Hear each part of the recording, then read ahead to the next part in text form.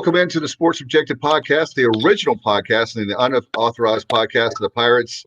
Got a big show tonight, and Bubba, Kyle. Hey, Kyle, what's up, dude? What's going on, Dave? Good to be here on a Thursday night. About to watch a little Appalachian State, Arkansas State, and see what happens. The Mountaineers haven't played in 3 weeks. I was getting ready to say it's great for them to have just a game, man. That's great. Bubba Rosenbaum, what's up, dude?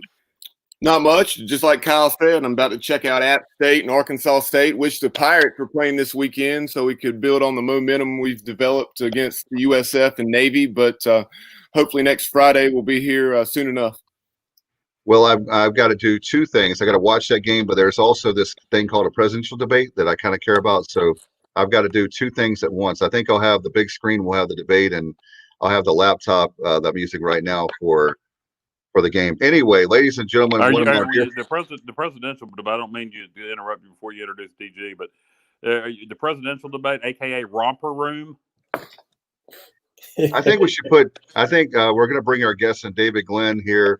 He hosted many years of David Glenn's show, and waiting for him to be back on radio. We'll talk to him about that. And by the way, folks, one of the publications that I absolutely love that he's a part of, the athletic.com. They've been with us for the last 2 years because they came on with us. I subscribed 2 years ago, July of 2018. Every single day, it's like the old days of having a newspaper back when there was before. Well, there's always been Associated Press, but now it seems like a lot of newspapers just subscribe to that. But they actually give you real journalism. And with us, David Glenn. How are you, man?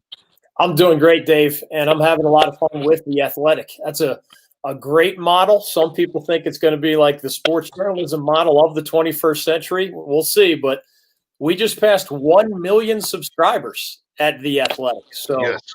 That's not a number that anybody can just shake a stick at. That's not easy to do in any form of journalism. So it's great to be with you guys again. And it's been a lot of fun continuing to get in more writing, even while I'm taking a little sabbatical on the terrestrial radio side of things.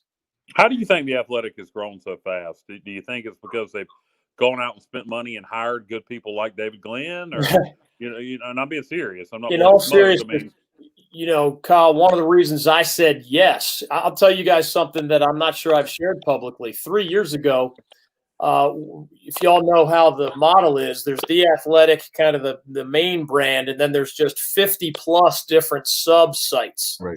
Okay. And about 3 or 4 years ago, they came to me and asked me to run The Athletic Carolina.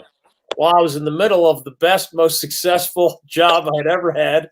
I was doing really well in every way. I loved my job. I was having fun with our statewide AM/FM audience and just doing a little writing. And I had to say no to that opportunity, but I agreed to be a freelancer. So as long as you guys don't mind if I write 5 times in 1 month, and 1 time in another month, if I'm crazy busy with my regular job, count me in. And the reason I did it is because, some of the guys that I grew up watching and reading are now contributors to The Athletic. Some of my age colleagues, Seth Davis, I knew back when he was at Duke. He's their number 1 guy on college basketball. That's a pretty good start. And of course, dozens beyond him. So Joe Person on the Panthers, Sarah Sivian on the Hurricanes here in our part of the country. I'm a Philly guy originally, so I read The Athletic Philly, just to catch up on the Eagles, who are actually playing tonight in the lowly NFC East. One more football game for us all to watch, maybe. But yeah, I was attracted to the quality of writers, and I was attracted to the business model because basically in 1994, when I created ACCsports.com, it was a tiny miniature version of what The Athletic is doing right now on a worldwide basis. It was, don't rely on advertising, bite the bullet and hope people will plop down their, whatever, $7 per month. I did this in 1994, and it's hard because we live in a world filled with free information, of course. If your writing is good enough, if your talent that you hire is good enough, 1 million subscribers certainly shows that they're resonating with a lot of people. Are they going to be the answer in the long run and profitable in the long run? Who knows? I had to worry about that with ACCsports.com because I owned it for a while. I'm happy to just be a contributor to The Athletic. Those guys have to worry about the long-term economics of it all. And it's tricky right now. Well, you guys have a podcast. Economics are tricky right now. So whether you're doing something on a worldwide scale in podcasting, writing, audio, satellite radio, the world's weird right now. And the media world is extra weird right now. But man, I am honored to still be a contributor to The Athletic and The Athletic Carolina, because I just like associating myself with people and companies that, don't accept anything short of greatness. And that's what I think they do a pretty good job of delivering every day. Not being a subscriber to The Athletic, Dave may know the answer to this before I ask you, DG, because he's a subscriber. Does The Athletic do any podcast or anything like that beyond just the written word? They do. Now, I think 2 years ago, the answer to that was no. They had no audio, no video, and no advertising. So they were really going old school. I know that they're expanding their podcasts to a great degree. There's an ACC-specific podcast right now, other conference-specific, sport-specific, team-specific podcasts. So, yeah, they're really branching out on that side right now. Yeah, it's DG, that's the one thing is that the way you were asking, I guess that Kyle was asking rather, how it makes it. I think that how your website looked in 1994 doesn't look the way that it does now, even though I know you don't own it, but it's way different.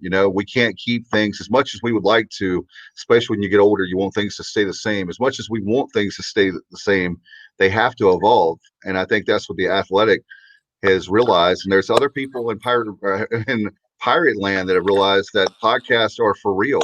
And when we started 2.5 years ago, people were laughing. They're not laughing now. They're seeing that podcasting is a real medium. And now when we add streaming to the mix with our views and listens, not to be inside baseball, but it really is it's a medium that it's been around a long time, but I think the last 2 or 3 years has really got some traction. And I know, for example, you guys did an excellent job with the radio show, putting all 3 hours out. Yeah. And that was excellent for those of us that have to work for a living. We have to work, so we can't always. But when I was working with you, David, at the same company, I could be sitting there in the cubicle listening to the David Glenn show, but I didn't have that luxury anymore. So it was nice to have that. But even if you have a radio show, you're still going to put out as a podcast, because those of us that work for a living, that's how we listen. There's no doubt about it. And just to underline that, as I congratulate you guys on your progress over these 3 years, I have spent a big chunk of this year just exploring what I want to do next on the audio side. And there is, a big company called SiriusXM. There's also, The Athletic. I might go full-time with The Athletic, and I might be 75% writer, 25% podcaster. We're kind of talking about the variations right now.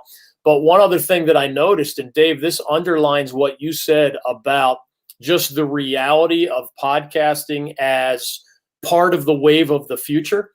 When companies like Apple and Amazon, and there's a third that I'm forgetting off the top of my head, when they within the last 12 months decided that they're getting into podcasting, anybody who rolls their eyes at podcasting better stop rolling their eyes, because I wish I could remember the third. But I mean, does it get much bigger than Apple and Amazon? And there's a third one that's just that size. They've decided to branch out into podcasting, and they're already making some progress. So large, small, and in between, it is because people are busy and they want everything on demand. Everybody I know agrees that podcasting is more of a growth industry than even the AM and FM radio world, where, if I was willing to take a 60% pay cut, I'd still have a statewide radio show right now. That's how bad the economic model is crumbling in sports radio. And when we left, one of our biggest affiliates lost 71% of their audience in the months that followed. Wow. So they're paying less, but the listeners crashed by 71% over a period of months. So, who's winning there? Doesn't sound like the business is winning. Doesn't sound like the listener is winning. And that's why a lot of people believe terrestrial radio is on the decline, even in the sports context, as podcasting is clearly on the upswing. Yeah, and I didn't mean to get too deep into the weeds or inside baseball, but the very fact that I told you a couple days ago that I really hope that maybe selfishly that I can hear you again, and obviously with the Sirius XM model, that's something that I know that a guy we had on the other night, you know very well, Chris Spatola. Yeah. But I just envision you on the ACC channel, and for folks that I know that everybody at Sirius XM watches, the big executives watch our podcast. But the very fact the ACC channel, they've got great people up there. But another one is that they need help with, and I'll be honest, is ESPNU Radio. I pray to God that they can get some more talent up there, and I love that channel. It's one of my favorite channels on there. But not that people care about what I listen to on Sirius XM, but I just said several times I've been driving down the road. I'm like, man, David Glenn could fit nicely right here. So now that we have you on, I wanted to say that publicly, because if people don't have Sirius XM, they really need to get it. It's good stuff, especially when the days of, you were talking about old formats and stuff, the days of listening to ACC basketball or listen to a basketball game and you're driving down the road, you listen to the AM station and you don't know how the game ended.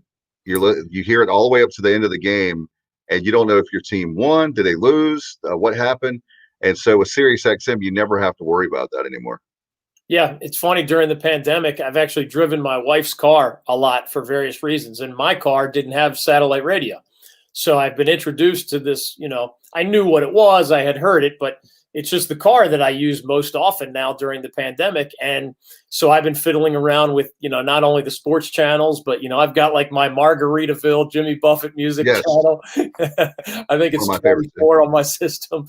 I got this crazy hair metal music channel that I listen to once in a while. There's a No Shoes, like real chill, real chill country and sort of the intersection of lighter rock and country that I really like a lot, very relaxing. But yeah, I'm exploring all those places that you mentioned.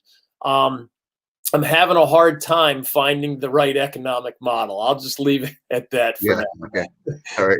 Well, we want to talk, let's make a nice segue here to, if the David Glenn show were still going on, I can tell you one of the topics that you would be talking about, doing a nice job that you did covering East Carolina. Your son, I know, is he a senior now there? He is. Yeah, I thought that. Okay, man, time is flying. I feel very old right now. 21. Can have a beer with his dad finally. Wow, man, he was like what? I think he was 9 or 10 when I first met you. Well, anyway, so but the one topic that I know that you will be talking about is Holton Ahlers not being able to play. You knew we'd be talking about that tonight, I'm sure, but I think that, and I know the two guys how they feel about it, but I want to get your take, and then I'll let them join in on how you're a lawyer, and I understand that I love Commissioner Resco dearly. He's one of my favorite people in sports, and I really sincerely mean that. But I'm just really disappointed that, I guess that's the best word I can use, since we're a family show, that we couldn't have that he couldn't be retested, and a false positive meant he was out, even if it was a false positive. Yeah, your frustration is shared by a lot of Pirate Nation, as you guys know. And I'll tell you one thing that I did in my legal career that applies here. When you decide as a conference that you're going to have a COVID policy, you truly sit around a table, or nowadays it might be a Zoom conference, and you say, okay, what do we know is going to happen? What might happen? And then you have to make rules that apply to these situations. You can't have a policy that does not address certainly the things that you know are going to happen. For example, a player testing positive. Well, what happens if the immediate tests after that are negative, especially in a world where the scientists can tell us, hey, X% are going to be false positives. So Nick Saban at Alabama follows an SEC policy that, sure enough, it was a false positive. They had the right rules in place to address it. And by the time that Georgia game came up, he had been cleared to coach. The same thing should have happened with Holton Ahlers. And I watched every play of that game, and there's no doubt in my mind that with average quarterback play, just average, not even Holton Ahlers great, but just average quarterback play, the Pirates would have had their second straight win. They would have beaten Navy, and their season would have taken on a different kind of tone. Instead, He has to sit even while healthy because the AAC did not do a smart, thorough job of writing their rules in an intelligent way, and that comes back to bite the Pirates in the rump.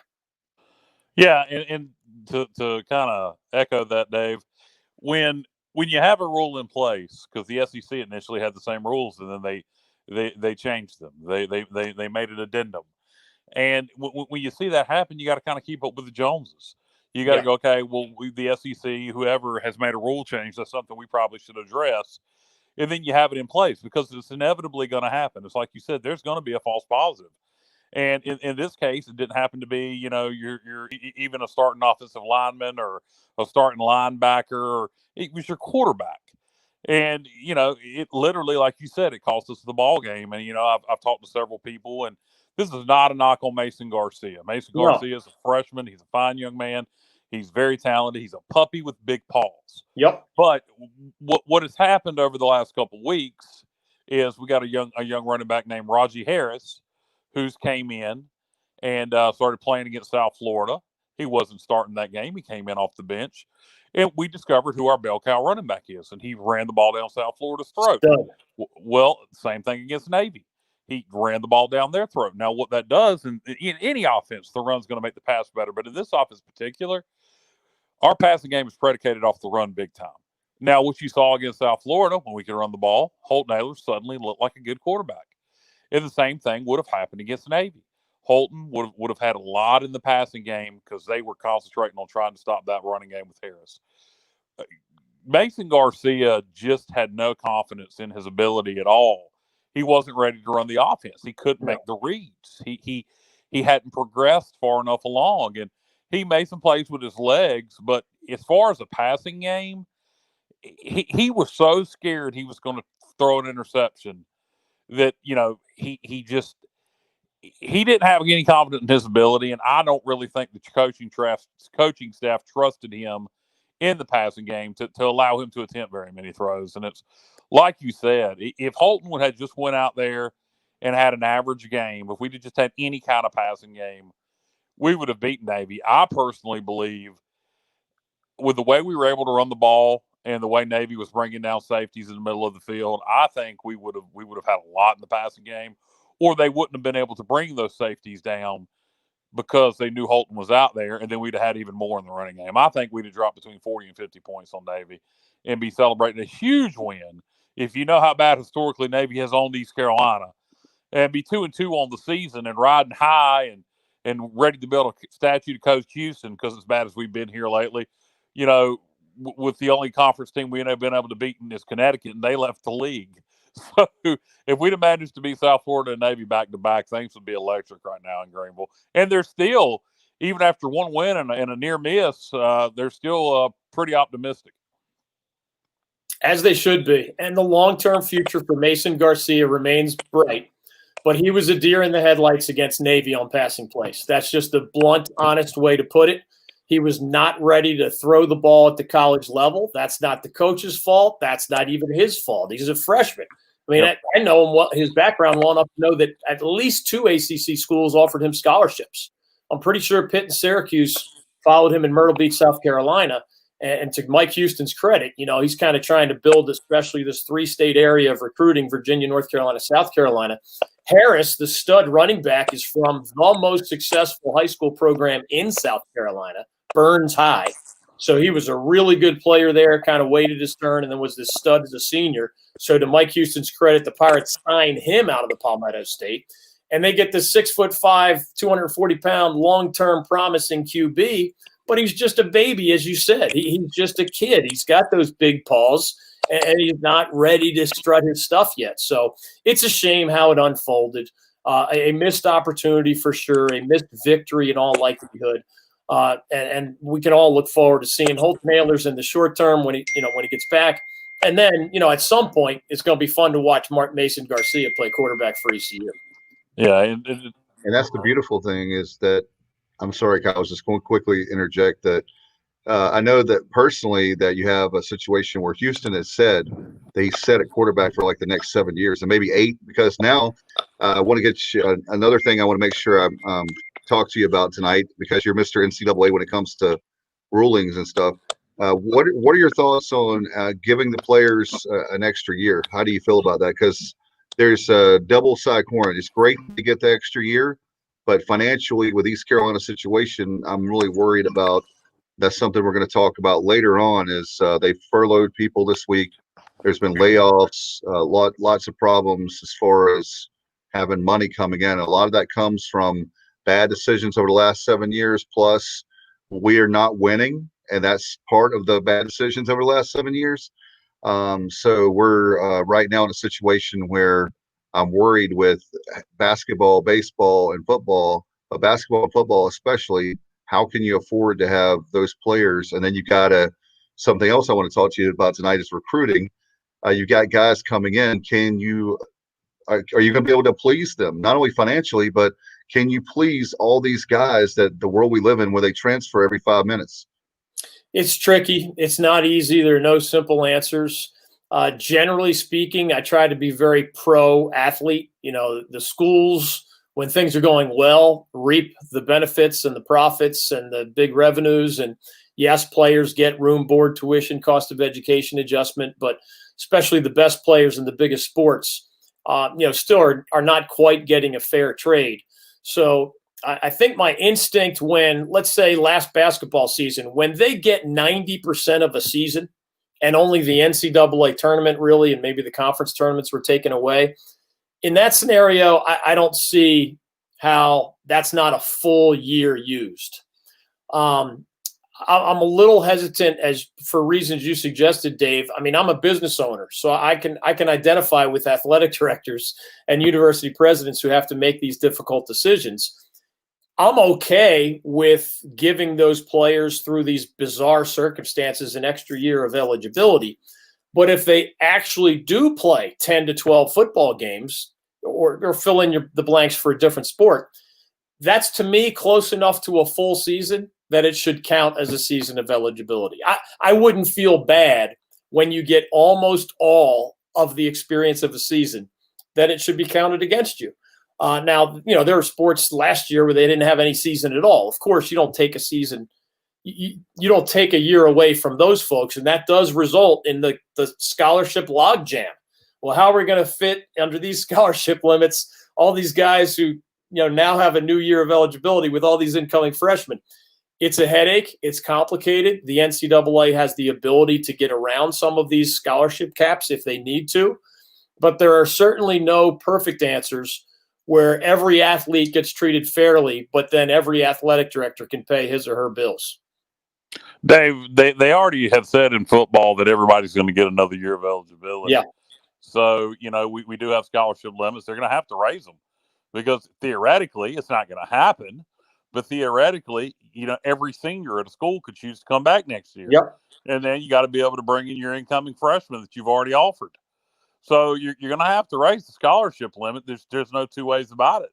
And when you take a school like East Carolina that's having budget problems right now, we can't afford to put 110 kids on scholarship for football. I mean, not right now, not with the problems we're having. So, I mean, it's going to be interesting to see how this is going to play out. Some kids are probably going to be told, hey, look, you got another year of eligibility left, but thanks for coming. Go see if you can go play somewhere else. I mean, it'll be interesting to see how this plays out. To me, it's a good thing for the coaches. It's a good thing for the players. For the administration, it's a nightmare. You are absolutely right. They probably made that announcement too quickly. Kind of like the Big Ten and the Pac-12 jumped the gun on the whole season decision. They, instead of kicking the can down the road as science evolved and new information became available and testing got better and other things changed over 4 weeks, they pulled the trigger too early. I think the NCAA might have been a little bit quick on the trigger by giving everybody that year of eligibility. I would have been in favor if any young person didn't want to play because of COVID. And they wouldn't have to show any kind of special doctor's note. Just you can opt out of the season and it will not count against your NCAA clock, your 5 years to play for. That I'm totally in favor of, just in case anybody, for whatever reason, wants to opt out. But yeah, I mean, giving everybody the extra year was probably a little generous.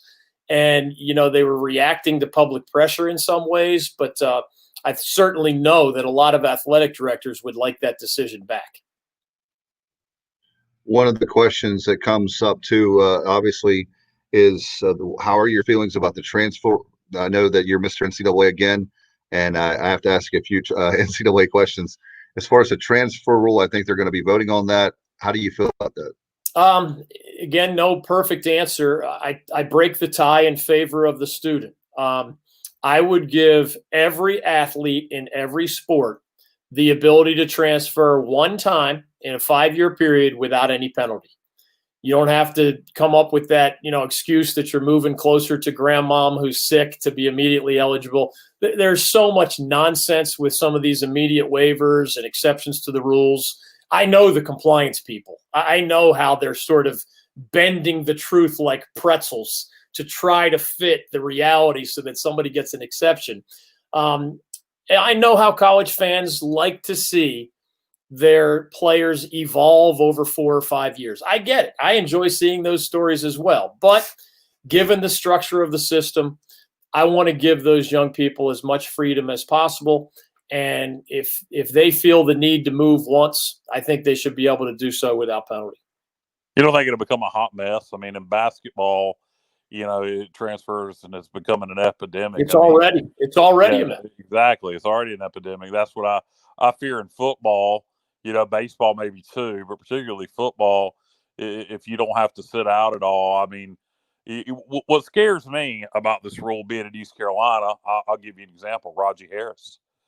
Suddenly, maybe the Gamecocks want him now, or Clemson, or Georgia, and to me, that's not fair. So I don't like that at all for those very reasons. And by the way, before and Kyle, just to let you know, there was a Twitter. There was actually a tweet out by him with a video. His name is pronounced Rajay. So I just want to let you. He might transfer because you're not pronouncing his name right. You know what? In ECU's game notes, it says Raji. I know. Yeah, exactly. So it's Rajay. Have they corrected it? All right, I'm just going to call him Harris. Yes. Mr. Harris. Given the way he's running, I'll call him Mr. Harris. That's right. So my point is, I would hate to see Mr. Harris end up a Gamecock or a Tiger or Bulldog, or you get the point. I mean, I think for each school it's a little different, but I think for your group of 5 programs, I think that becomes a real issue. There's a downside no matter which way you do it, and there's a couple of downsides if you do allow those more free transfers. That's one of them. Now, there are NCAA rules in place that prevent technically, the recruiting of the ECU athlete by Georgia or Clemson or anybody else. The athlete has to put his name into a transfer portal before he's allowed to be contacted. But we all know stuff can happen through third parties where you whisper in somebody's ear, and then the next thing you know, somebody puts his name into the transfer portal and ends up at the school that theoretically had not yet contacted him. And really, of course, the farther down the ladder you are, the more vulnerable you are to being poached, right? Let's say you develop a quarterback over 3 years. This already happens with the grad transfer rule. Somebody develops a quarterback for 3 or 4 years and he wants a bigger stage as a senior. He ended up not playing at Georgia, but Jamie Newman was turned into an NFL prospect by Dave Clawson at Wake Forest. There's no doubt about it. He was a relatively unheralded recruit. He became an NFL caliber prospect because of what he learned at Wake Forest. And because of the grad transfer rule, he went to Georgia. Again, he ended up opting out of the season, so it didn't quite unfold that way. Is that fair to Wake Forest? No. But, you either have to be unfair to Wake Forest or unfair to ECU, or you have to tell, young people that in a system that is not always fair to them, we're going to come up with another rule that makes things harder on you. And that's, I probably would have felt differently when I started covering college sports a long time ago, but I've come to believe, given the billions of dollars in play, that when you have to break these ties, you should break them in favor of the athlete's freedom, even if they sometimes make dumb decisions. But with the grad transfer thing, I've always looked at that differently, because you've graduated, you finished your degree. Why should you have to sit around somewhere you finished your degree at? So you've gone through what you were supposed to do. You fulfilled your commitments. You graduated. You have your degree. For instance, East Carolina, Kurt Benkirk, a couple of years ago, graduated as a junior. Still had 2 years of eligibility left, and didn't want to deal with the nonsense known as Scotty Montgomery, and decided he was going to go finish his career at Virginia. And I think he should have that freedom because he graduated. So to me, I mean, not to just be argumentative or anything, but to me, it's a totally different thing. Yeah, I guess it's hard for me to justify a world where if you're the coach making $1 million a year, you're allowed to leave. But the guy who's getting room, board, tuition, and cost of education, because of a rule, he's not allowed to leave. That's a little hard for me to justify, because it shows the imbalance of the system and the unfairness of the system. That coach had a lot of freedom, and he wasn't tethered to a school unless he signed a contract that made him pay buyout money if he wanted to leave, right? Good old-fashioned American freedom and capitalism. He got all of those freedoms exercised as he negotiated that deal and those terms and those departure details. There is no such power structure that favors the student athlete, and that's why I just break the tie in a different direction. But I get why you feel the other way. We've got hey, David, we have actually tonight one of our favorites, Pirate Al, that goes way back with us, obviously not only our show, but the days of Coach Logan, the Coach Logan radio show. Can we put that up on the screen, Bubba? He has a question for DG. So we'll see that. We'll see what DG has to say about this. If you can put that up on the screen when you can. But Alan he comes on the show sometimes, a really knowledgeable fan. Graduate of ECU and a really good guy. Why don't you just read the question, Dave? He said, ask David who wins between Chief J Strongbow and Barry Miguel in a steel cage. That's really good. I'm going with Chief J Strongbow. I do remember Baron Miguel Cicluna. But I think Chief J, when he gets mad, I don't know if you guys have ever seen him, probably the late Chief J Strongbow by this point. But when he got mad, he kind of went on his personal Native American war path. And let's just say you're going to be seeing and feeling a lot of his thighs, his knees, and his elbows in all the wrong places. So give me Chief J Strongbow in that matchup. We got to go. Yeah, greatest Native American wrestlers, Chief J Strongbow to me does not compare to Wahoo McDaniels. Yeah. Wahoo is a legend in the Mid-Atlantic area, but nothing against Chief J Strongbow. And as long as we're going wrestlers from the islands, give me the Wild Samoans. Remember those guys? One of the greatest tag teams of all time. Oh, sure, and their legacy still lives on through guys like Roman Reigns. Yeah. But if we're talking Native American guys, another one from Lumberton, North Carolina.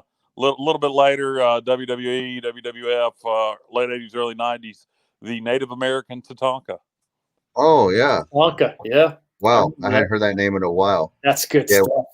Yeah. The road, we were talking about that recently with Alan Powell, with Pirate Al, about the Road Warriors. It was Hawk that passed away, right?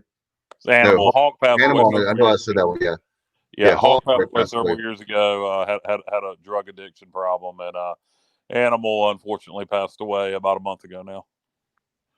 So, well, now that we talked about that, DG, what do you think about when it comes down to the Pirates, the second half of the season?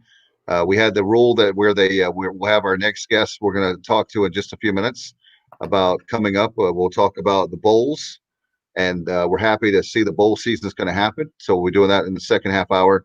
But I wanted to ask you about the Pirates. They came out with a rule. This is my last NCAA rule that I promised I'll talk to you about tonight. We have a 3-question rule. But anyway, when the NCAA said that they got rid of the wins, so it's basically like the North Carolina High School Athletic Association now. You can have a few wins and you still make the playoffs, DG. Well, you make the bowls. Oh, the rule where there's no more 6 and 6 requirement, or this year only. Yeah. There's no minimal win requirement to go to a bowl. I guess. What do the kids say in their text to me? YOLO. You only live once. it's a YOLO type thing because of the pandemic. I really think that a whole lot of rules that in other years would have been laughed out of the room when they were proposed, this year everybody's just saying, yeah, whatever, because I do think if you kept the regular rule, and because so many schools are not playing the 12 games, many are not even going to get to 11. Some are not even going to get to 10 because of cancellations. East Carolina. You're going to run out of bowl eligible teams under the old rules. Now, a couple bowls, I believe, have already said that they're not even going to play, so they don't need as many bowl eligible. Just three. Just three. Just Hawaii, Birmingham, and the one out in San Fran. But you know what? There's 2 new bowls coming in this year. Boston and Myrtle Beach. I'm not offended by this, once only type rule. It's almost like a Notre Dame fan who could be 100 years old and has seen 100 years of the Fighting Irish as an independent in football. And yet here they are for 1 year and 1 year only. Remember, the ACC is just like, all right, whatever, just kind of for that 1 year. Obviously, you would not want to water it down and have it that way in all seasons. But bowls need teams to play. And I like when kids get opportunities for the swag and, little TV exposure. Who cares if it's a game that nobody watches or hardly anybody watches anyway? Let the kids have some fun. And as long as there are enough bowls that have mouths to feed, you got to give them enough teams to qualify. What I want to see is how it's going to be implemented. Are the conferences going to go, all right, let's say the American, because that's where East Carolina plays. All teams with winning records have to be chosen first, before any of our teams can go. Those rules exist in other leagues, so you could very easily do that. Or like the Myrtle Beach Bowl, do they come up and go, hey, Coastal Carolina's a 10-11 win team. They want a regional opponent. No ACC schools want to go. East Carolina, you got 3 wins. Come play Coastal, in Myrtle Beach. Just for example. It'll be interesting to see how it plays out. Yeah, this is where commissioners make their money because, sometimes you do inspire an actual rule being made. Like in the ACC, some of the smaller schools with smaller fan bases got tired of being shuffled down the ladder as bigger schools that had lesser seasons get picked year after year. So they came up with you can only go one loss down in the conference record. So you could, if you were your favorite bowl, you were the decision maker, you could pick the 5-3 team over the 6-2 team in conference play, but you couldn't go all the way down to the 4-4 team over the 6-2 team. So that was one way the ACC adopted a rule to deal with these things. In a year like this, because it's a 1 year anomaly in all likelihood, I think a commissioner just has to kind of play that sort of puppet master. If you don't make rules like the one I just described, you just try to make marriages. This bowl looks like a good fit for this team, and we hope you're not offended. It's like evening at the Improv, for comedians. That's what it's going to be during bowl season. Well, I'm going to make a pitch right now to the Myrtle Beach Bowl. No matter what the records are for the Pirates, if you invite the Pirates for the short 2 to 3 hour drive down to Myrtle Beach, I don't know what the percentage of fans that are going to be allowed into the stadium there in Conway is, but we'll pack it. I got my pick for DG because you're ACC guy and the backstory, so I don't have to explain it. My pick, because I do like Kyle's pick, but I'll be different for this show. I'm going to pick East Carolina. It won't happen because they're going to have a great year. East Carolina, Virginia Tech, and the Military Bowl in Annapolis because of all the problems we had, and they don't want to play us with their wonderful athletic director. So I'm going East Carolina and Virginia Tech. So. I like as there's creative wheels you have turning up there, Dave. That's a good call. But you're right. The Hokies are probably going to be too good this year. They're going to be a little higher in the pecking order. Who knows? Somebody's got to play Clemson in that ACC title game, right? There's still about a half a dozen candidates. I asked for that. Before we let you go, I want to get your first of all pick on. I know the answer will be no on the first question. Can anybody be Clemson? No. Who's going to be in the ACC title game? And can you give me your final four for the playoff? Yeah, it's probably the boring answer, but no, nobody's going to beat Clemson, not in the ACC title game. I do think that Notre Dame is the most likely team to face the Tigers. Irish have to play the Tigers in the regular season, so that's a likely loss right there. But I think a 2-loss team is going to end up facing the Tigers. I mean, 2 losses in conference play. I just don't – I think the Tar Heels are a nice, interesting team. The Wolfpack's a nice, interesting team. So is Virginia Tech. So is Notre Dame. So is Miami. But I don't think any of them is close to great. So they might be 6-2. If you can get to 6-2, you might be playing the Tigers for the ACC title. In terms of nationally, having just watched Alabama and Georgia play, I could see both of them making it. Clemson is going to make it. And probably Ohio State out of the Big Ten is going to make it, even though we haven't seen the Buckeyes play yet. There is – I just know the ACC from top to bottom. And, guys, I'm not exaggerating when I say the gap from Clemson at number 1 to whomever you think is number 2, and we could debate that. There might be a half dozen candidates. That gap is similar from like just the grouping of 2 through 8, that stretch.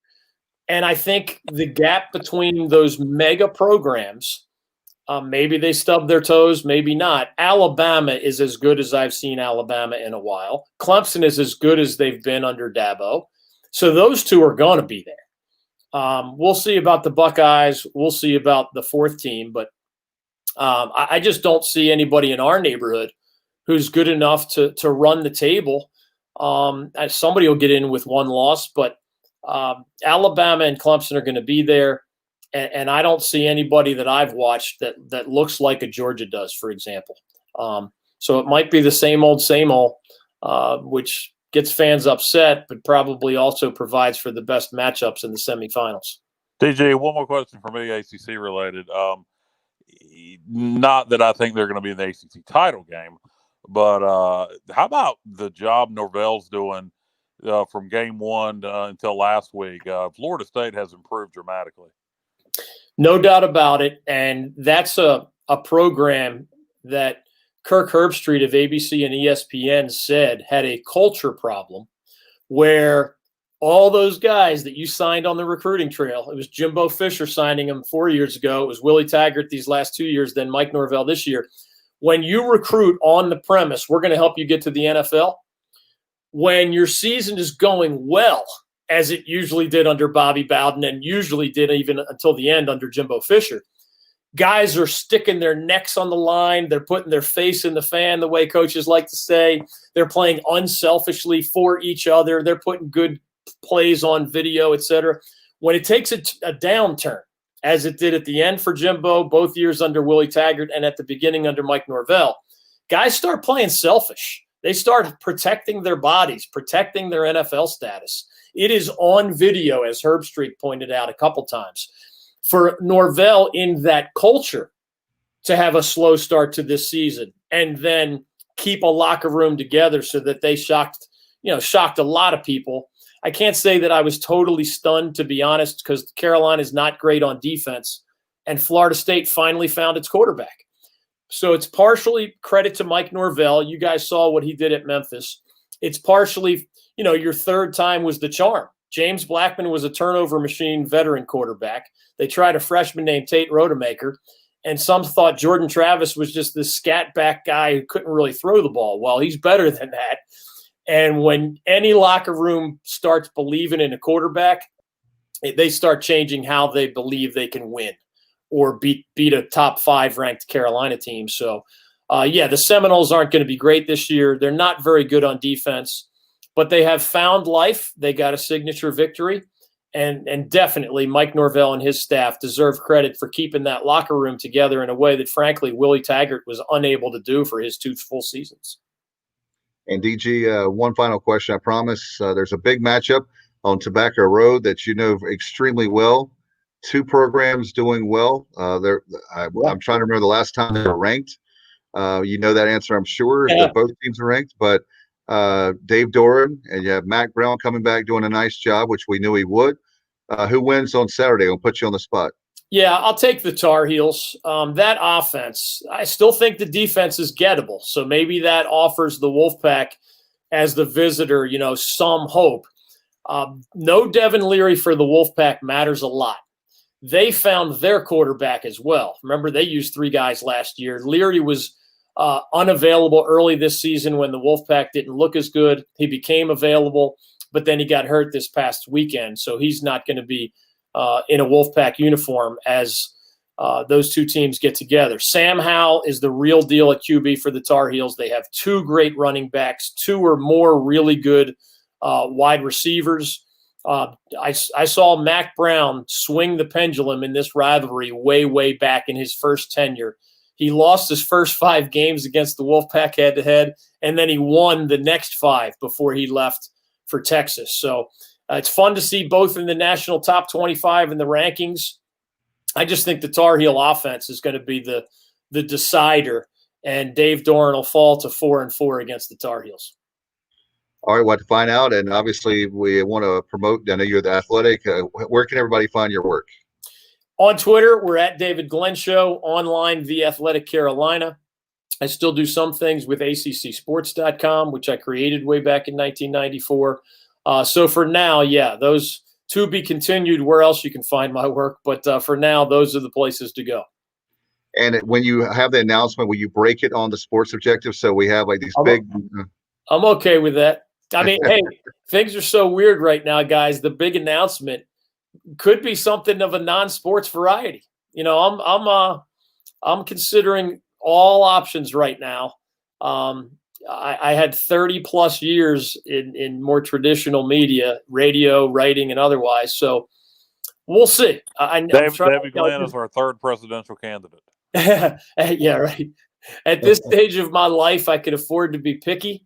So I hope I find the right fit in sports media, but if not, there's a couple of interesting opportunities that I have in politics, law, business, some of those things, you know, completely unrelated to sports.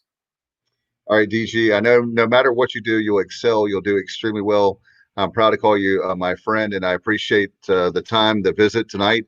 And we look forward to having you back on during football season and basketball season. We're definitely going to have you back on. It's just around the corner. Yeah. Dave, it's great to be with you. Great to see your face here on this platform. Kyle, good chatting with you again. Bubba, thanks for your work behind the scenes. And really congratulations to you guys for what you've built over these last 3 years. I know what it's like to try to build something. So I can identify with the blood, sweat, and tears that go into such things. So keep up the good work. And you know I'm always only a phone call away. Absolutely. Thanks, man. And good luck to you. And I know that whatever it is, it'll be great. Thanks, man. Appreciate your support always. Yeah, man. All right, DG. Well, that was great with David Glenn. Kyle, I'll tell you what, we went a little bit long, but I love DG, so there's a lot of good stuff there. And, one thing I will talk to you, Kyle, about is obviously the bowl season. And you brought up, you actually have been the best bowl director for Myrtle Beach because you put Coastal Carolina and you have East Carolina. And I was talking to Bubba pre-show. I hadn't had a chance to mention to you yet. Can you imagine if that happened? How many tickets the Pirates would sell? Well, how many tickets are they going to be allowed to sell? Obviously, if they have Coastal in a home game, they're going to pack it anyway. But I just, Coastal's going to be bowling for sure. They may go undefeated. They're in the top 25 right now. Who could believe that? But they're going to want a regional opponent. I would imagine, if all possible. And can't play Atlas conference opponent. ACC's on a tie-in for that bowl. So it would probably be us for Charlotte because I think the American and Conference USA both have ties to that bowl if they want a regional opponent. So it'll be interesting to see how it plays out. I don't think you're going to see a one-win East Carolina team in a bowl no matter what the rules are. But if we're playing well at the end of the seaseason, if we're 3-6, 4-5, something like that, with the momentum, I could definitely see a bowl taking a East Carolina team. Because there will be teams in bowls with losing records this year. Well, that was what you read my mind, Kyle. That was my next question. Would a 3-6 team or a 4-5 East Carolina team make it? Normally, you say, Dave, I think that's a 4-5, Dave. That would mean we won. I mean, we got one win right now. We got 5 games to go. 3 out of 5. That means we won 3 out of our last 5, and that means we would have had some damn good wins. Look at our last 5 games. So if we're somehow 4-5, I think it would be a shame if we didn't get a bowl. To me, 4-5 is the equivalent of 6-6 this year playing a 9-game schedule. I mean, it has to be exactly. And you look at a situation where we are now, where that would be huge for the program. I wish. And then Kyle, doesn't that stadium for the Myrtle Beach Bowl, Coastal Carolina, isn't that about 20,000? It's 20 or 22, yeah, something like that. Yeah. And again, I don't know how many people are allowed to go. I don't know what their attendance situation is down there, and it's a long time between now and then to talk about that. But Dave, I don't know if you want to talk about this now before we go to our interview with the bowl commissioner. Did you want to talk about the budget now or later? We'll try to do that afterwards, and we were going to talk a little bit about bowls and then pitch it to the interview, and then whenever we're ready, and then we will come back and I was planning on about 20 minutes with David, and that's my fault, but with DG. But anytime you can have DG on the show, it's great.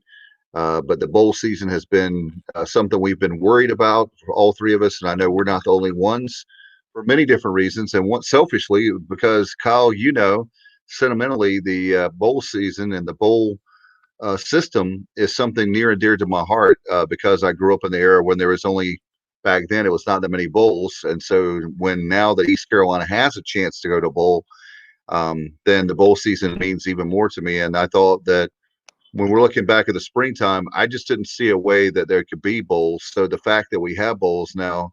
Yeah, and pretty much all except for 3 are going to be played. And, like as we will talk with the bowl commissioner in a minute. And, there's not going to be anybody with any amount of wins can go. I do think the conferences will delegate and make sure that the teams with winning records are taken first. But, there's going to be some discussions out there. You got the MAC playing, I think, 6 games.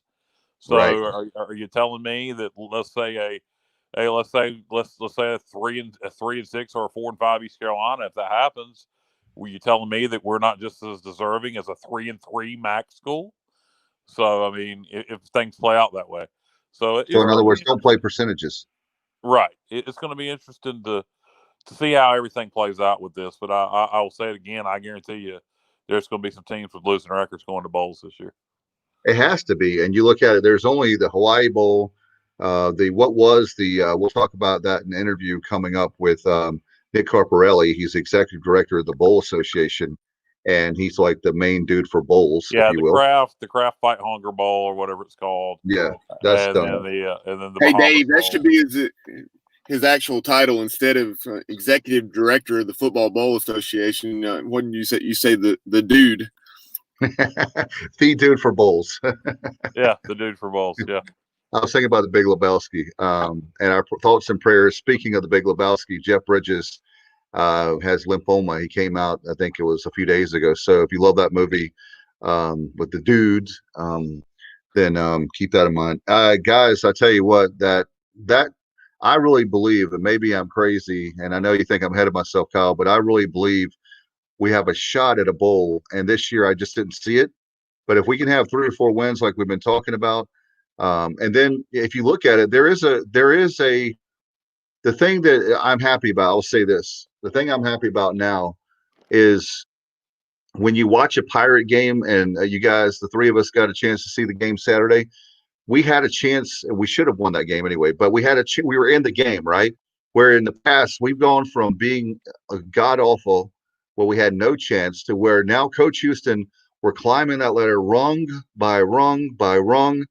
And you see now where we have a chance. This season has shown me where now you feel that fire inside. You feel those competitive. Those guys are not quitting anymore like they did after the first quarter. When they're down 27-13 last week, that would have been all she wrote. It would have been a few more touchdowns from Navy, and we would only had 13 points. So the fact that we scored 10 more and that we fought and we had a chance to come back in that game, and should have won that game if we had Holt Nailers, but that's a whole nother podcast, a whole nother show.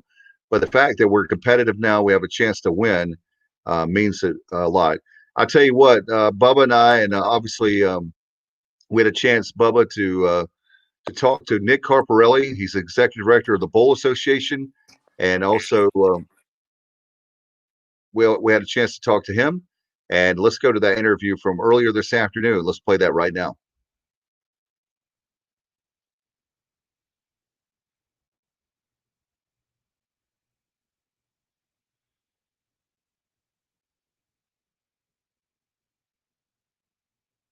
COVID-19 outbreak, and now we have a very special guest.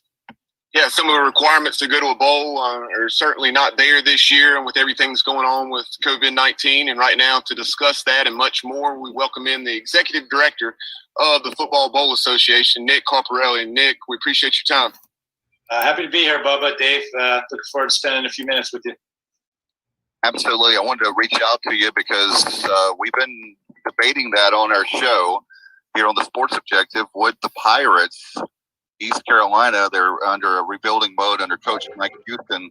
How would that look with COVID-19? Would there be bowls, which we, all three of us, love dearly, and it's one of the highlights of our sports year, is to have the bowl season and watch as many bowl games as possible.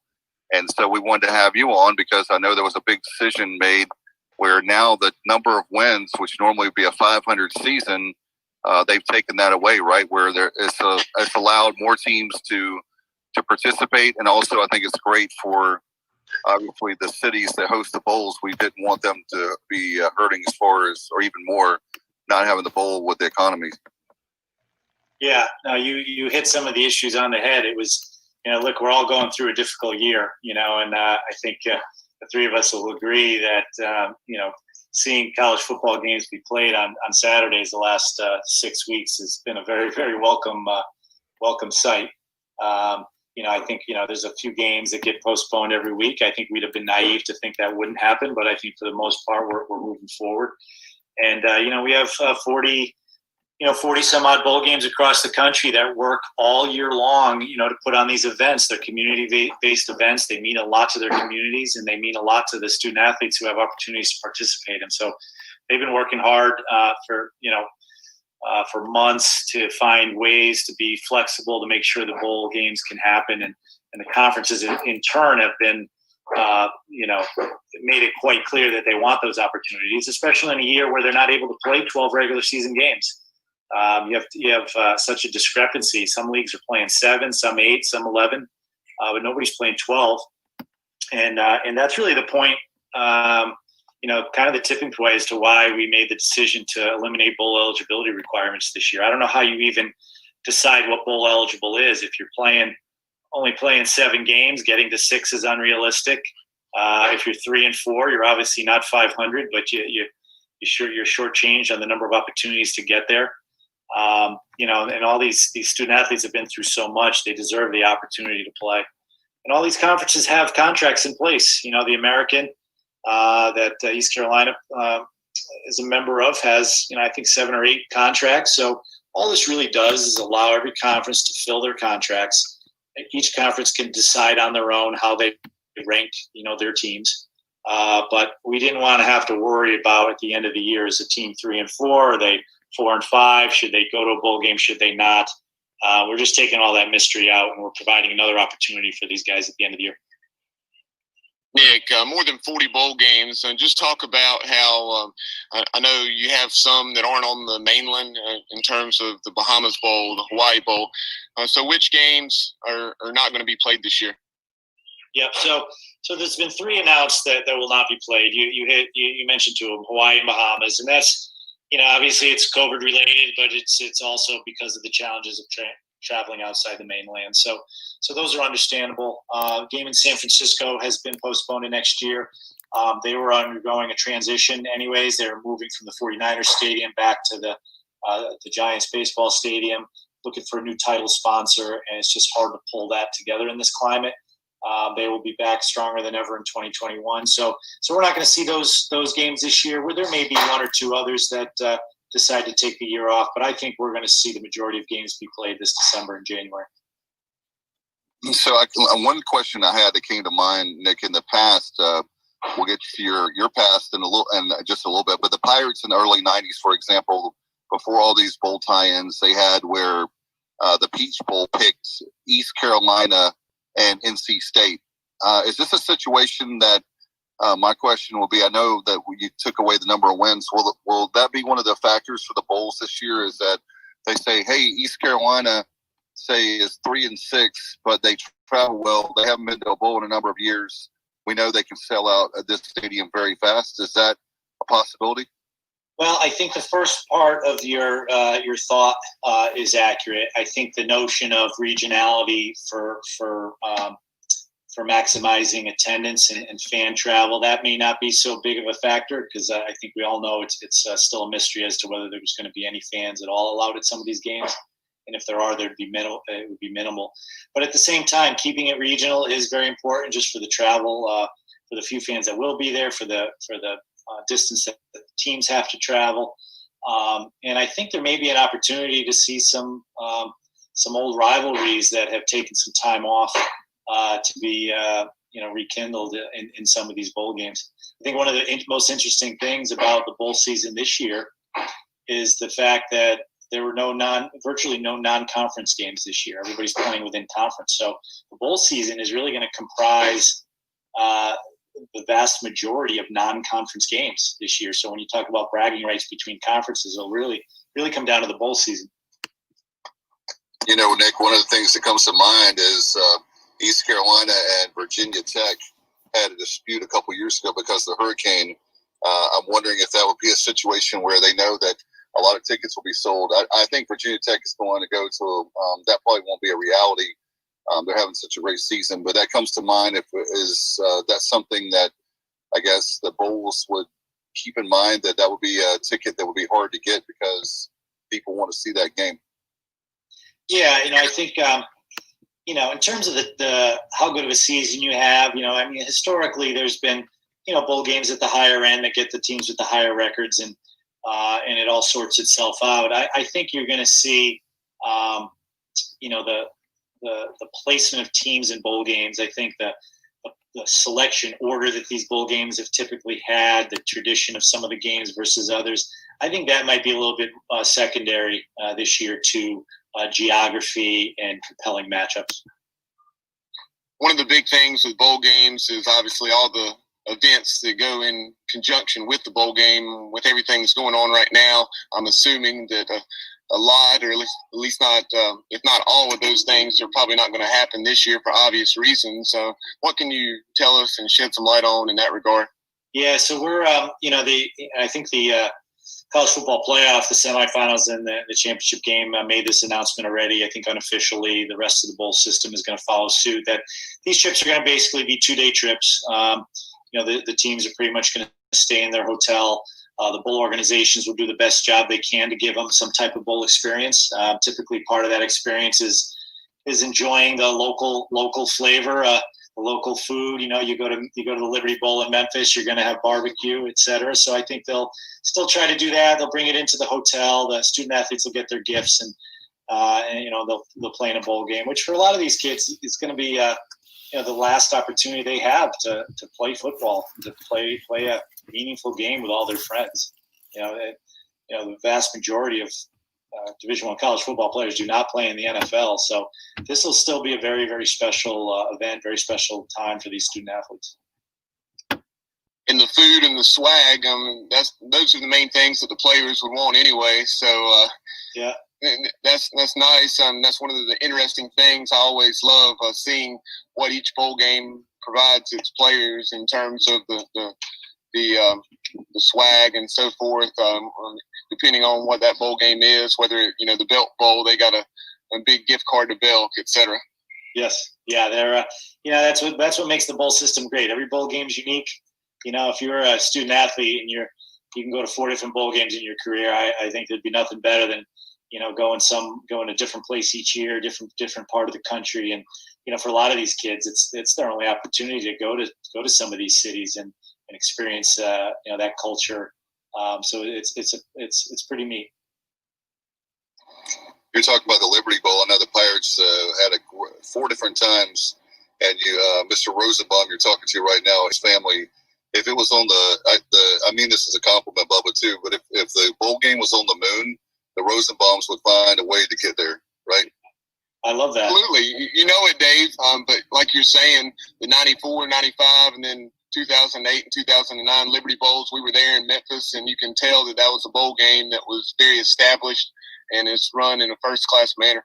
Yeah. They, all the executive directors do a great job. I mean, Steve Earhart has been running the Liberty Bowl forever, and he does a great job. And they all have their own personality, and they're all unique, and that's what makes it great. I think people talk about the postseasons of different sports. I think they're all a little bit cookie cutter, and they all serve different purposes. The bowl season, it's not a bracketed survive and advance type of postseason, but you really can't do that in college football. I mean, it would be too unwieldy. And let's face it, there's 130 FBS institutions. Only a handful could dream about playing in the 14 playoff, even if it goes to 8 teams.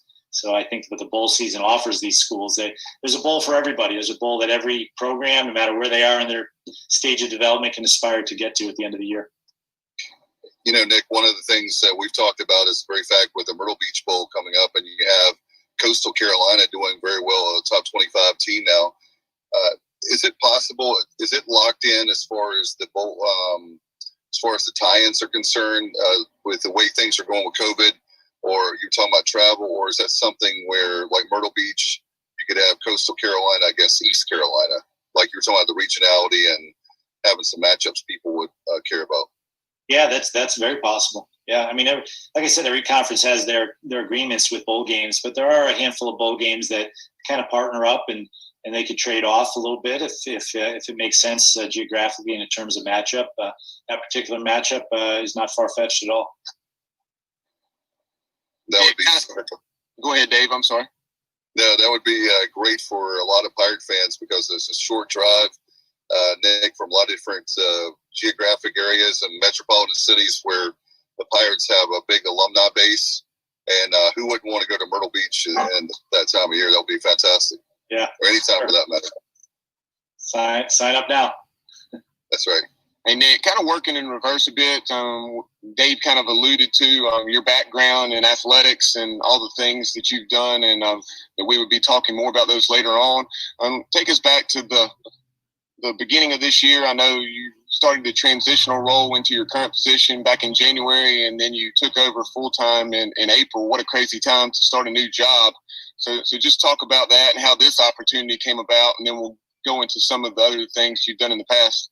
Yeah, well, I'm very fortunate to have this job. I honestly think I have one of the best jobs in sports. I mean, to oversee the bowl system, it's the tradition of bowl games goes back over 100 years, and to be able to kind of oversee the whole system and advocate for all the great things that it does for so many people is just an awesome opportunity. Yeah, I don't know if this year, beginning of this year is a good time for anybody to start a new job. But it was a pretty easy transition for me simply because, I guess it's the same reason they hired me to do the job, whether it was my time at the Big East where I was negotiating bowl contracts with various bowl games. I was also on the NCAA bowl football issues committee, which was also the bowl certification committee. So I developed relationships with every bowl game, literally. Obviously, when I was at Syracuse, I worked at Notre Dame as well. We went to bowl games. So, I had a unique understanding of the bowl system that most people just aren't ever in a position to have. So I was very fortunate to have those experiences, and I'm really blessed that they chose me to lead this group. You talk about your time at the Big East. I know you stayed on during that transitional time when the Big East became the American.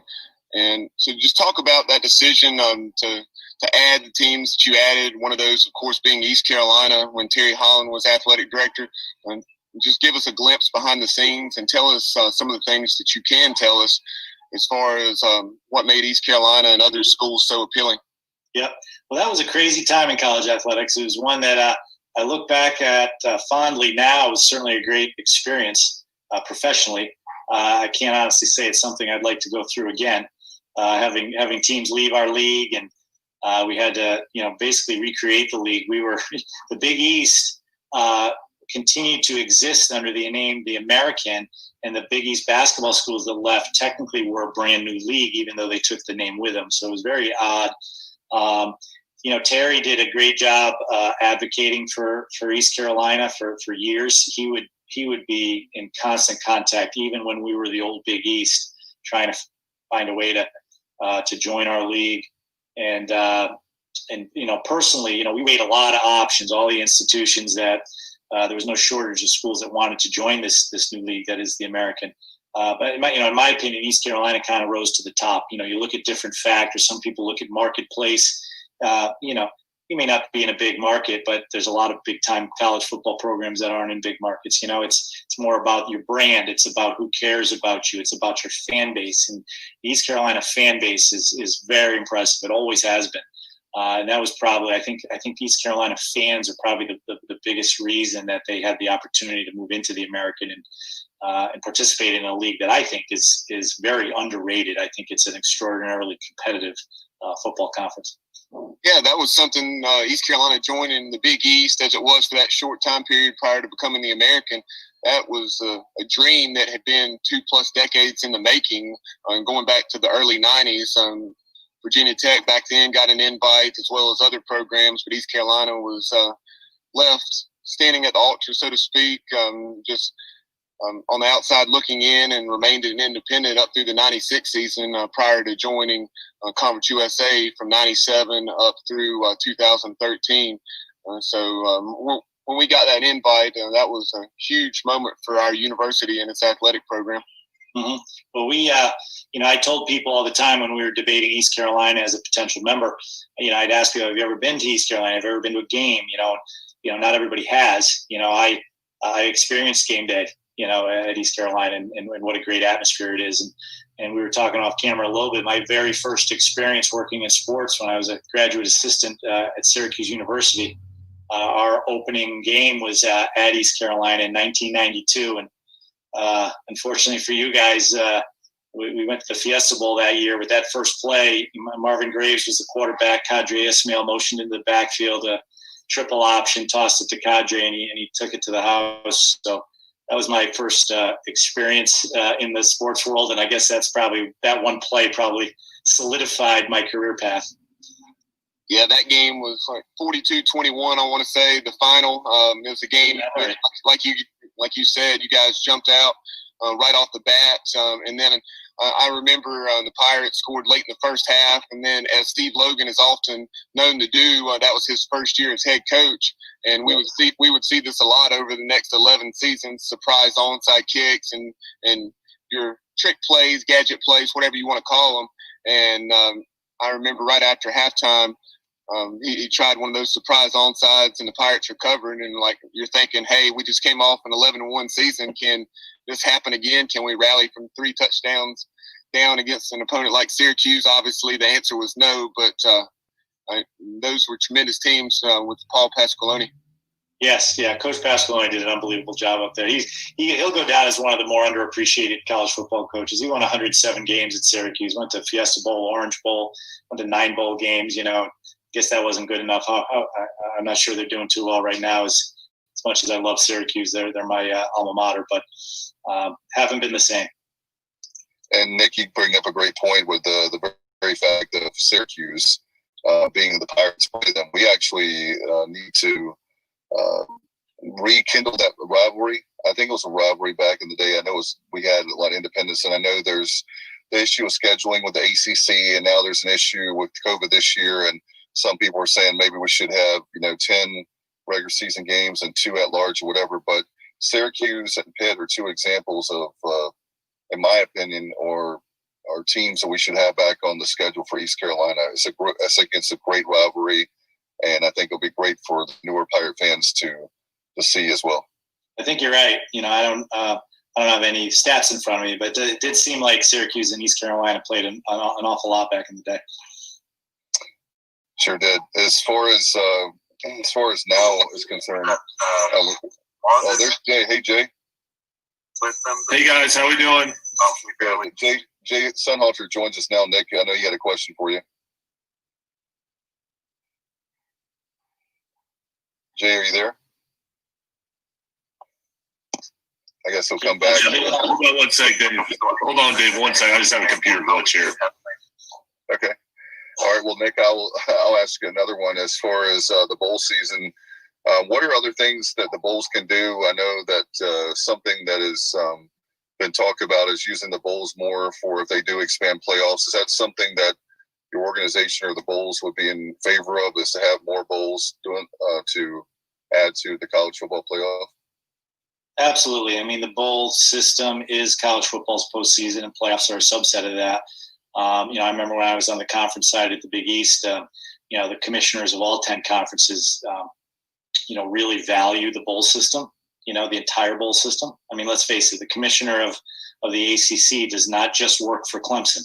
He works for their full membership, right? So if there was only a playoff and no bowl games, a lot of them would not have any postseason options. So maintaining a relationship with the bowl games, the bowl system, and the playoffs, I know is important to them, and I think it's important to the game of college football. So I expect that'll continue. So we talked about your time, Nick, as an administrator at various universities. You also had the opportunity prior to moving into your current role to work for Under Armour and kind of see that side of the fence. So talk about your time working with that prominent company. Yeah, so that was interesting. That was definitely a shifting of gears for me. And I worked for teams and leagues, and Under Armour approached me. They were looking to expand their college roster. And they hired me to head up college sports marketing and to go out and sign universities to outfitting deals. And that was a lot of fun. It was, I had to learn that business, but certainly my relationships in college athletics are what served me well in that capacity. And, we had great success. We signed, right out of the chute, we signed Seton Hall and Cincinnati, and then we signed Wisconsin, Cal Berkeley, UCLA, which is the largest deal in the history of the NCAA. And those were interesting projects. Like anything else at that level, it's super competitive. I mean, Nike and Adidas are really strong. So that was fun. I learned a lot. I learned the value of a brand, and that's we talked about the Pirate brand a little bit, and the fan base and that logo and what it means for people when they see it. Same thing with Under Armour. There's a reason people pay $20 for a T-shirt that has the Under Armour logo when they could buy one for $5 that has no logo on it. It's a mental thing. It's a passion thing. And the study of brands is interesting to me.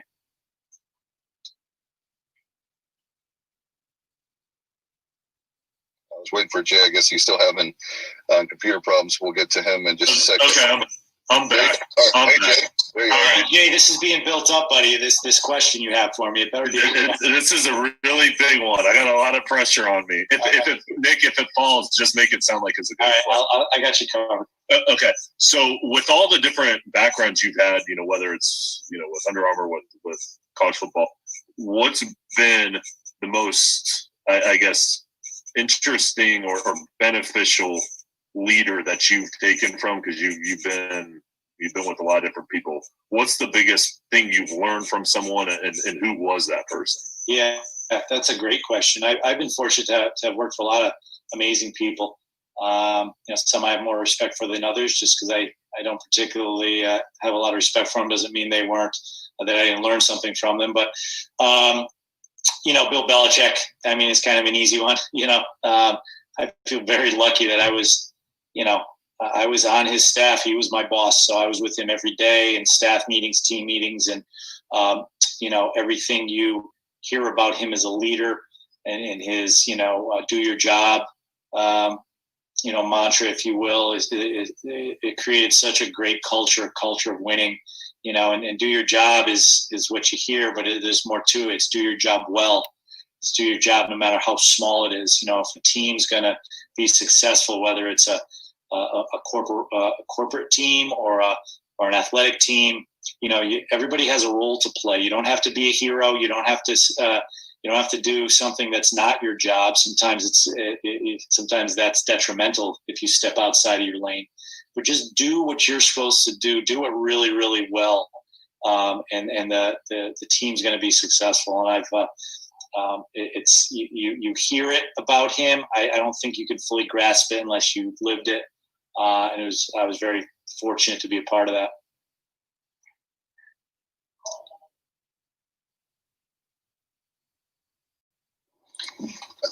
Nick, as far as your time now, what have you learned about the bowl system? I know you took over in the spring, and It's been an unbelievable year for everyone for different reasons for COVID-19 and here in the year 2020. But what are you hearing from the folks at the Bowls as far as the economy and that kind of thing? And what are they saying? Yeah, well, they've been unbelievable. I mean, they've been very patient. We're kind of the last in line. Like there'd be no bowl games if there was no regular season. We were at the mercy of a lot of other people's decisions. So they did a great job of being patient, but at the same time staying prepared and being as flexible as possible to shift dates, to shift the length of the bowl week, opponents, the bowl eligibility, all that stuff, and they're gonna put on a bowl game, in each of their communities this year that's going to be as good as it can be. And in these trying times, those communities are really going to benefit from that. There's not a lot of, I don't know how many fans are going to be able to go to these bowl games, but I guarantee it's a lot more people that are typically traveling into these various cities. So I think it's going to be a very welcome event in all of these communities as well as nationally. People love turning on the TV between Christmas and New Year's and seeing what bowl game's on. They don't even know what bowl game's on. They just know one's going to be on, and they're surprised at which two teams it is, and they enjoy watching it. So we're lucky we're going to be able to have that this year, especially this year when it's been so difficult for everybody. In a normal year, how many bowl games do you go to? Well, this is my first year in this role. But when I was at the Big East, I would go to 6 or 7. When I was at Under Armour, we would follow our teams go into bowl games, and it was probably 5 or 6. I don't know how many I'll get to this year. We have this idea, and we think it'd be a pretty cool documentary where if we had a charter airline partner, we would take a camera crew, and I would go to every single bowl game, which logistically I might have to catch the kickoff of one game in one city and the tail end of another game in another city, but we think that'd be a kind of a cool journey and a cool thing to document. So someday, if there's 42 in that year, I'll get to all 42 of them. All right, Nick, thank you so much. We appreciate you coming on and love to have you back on during bowl season because this has been a real interesting year to say the least, and love to see how the Bowls are going to be handling things, and obviously the different swag. And there's so much to talk about during the holiday season, and I'm just tickled to death that we're going to have the bowl season. And thanks for being a great guest, and love to have you back. No, happy to be here. Thanks, guys. I appreciate it. Huge decision recently. All right, welcome back to the unofficial podcast of the Pirates. And we're back. Bubba and I are. And what a great interview. Thanks to Nick Carparelli, their executive director of the Bowl Association. And what a great guy. And we'll have him back on. A lot of fun with him. And hey, Bubba, how about how many guests have we had on that we had no idea they had ties to the Pirates, where he wasn't directly with the Pirates, but he had that 92 season where he saw how great the Pirates were that game day, and that helped him make a decision in 2014. Yeah, and Nick was a tremendous guest. Really enjoyed talking to him. I tell you what, Dave, he's a guy that I definitely did not know about, not by a long shot, but it's just one of those things to show you just how many great guests there are out there that we have not had on the program. And so just talking to Nick as far as his background, I mean, you saw Syracuse, Notre Dame, Under Armour. He's seen so much from so many different angles in the sports world. That's one of the things that I really enjoyed talking to him about. But you talk about that 1992 Syracuse team that he had the opportunity to be associated with as a GA. And he was talking about him winning the Fiesta Bowl. That was actually a little trivia.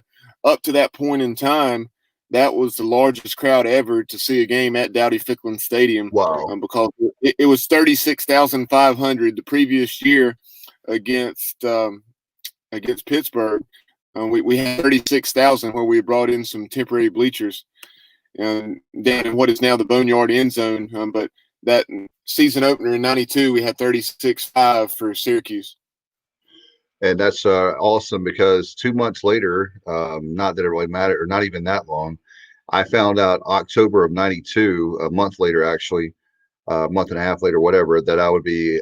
I was accepted in East Carolina in October of that year, and very exciting times as I found out that I would be a Pirate, and school that I wanted to go to, and made it in. So 92 is a very special year for me as I started my Pirate journey, and I've never looked back. And obviously I was a big fan, as you know, Bubba, not as early as you were, but I started in 1986. So like 5 years after you became a Pirate, I knew you were born into Pirate Nation. So some of us traveled to Eastern North Carolina and became a Pirate. And I guess we all have become Pirates in different ways. We got a lot of great guests coming up over the next few weeks. We got Bubba, Kyle, and I have been working really hard behind the scenes. We don't have time to talk about that tonight, but we'll let folks know to thank you for all the support over the last 2.5 years. We're working hard, always evolving. Like, we want to thank David Glenn and Nick Carparelli, and Bubba. Tomorrow night we've got another great show. Yeah, the Inside Slant. This afternoon, we recorded an interview with Rich Phillips, SMU's play-by-play voice. We've had Rich on the show multiple times before, but you have number 16 SMU hosting ninth-ranked Cincinnati. Will be a tremendous game this weekend, 9 p.m. I want to say it's ESPN2 at Ford Stadium there in Dallas. So really looking forward to taking that one in. You're also going to hear from Corey Smith of Pack Pride about the matchup of ranked teams that you discussed with DG earlier, as you have NC State traveling to Kenan Stadium to take on the Tar Heels.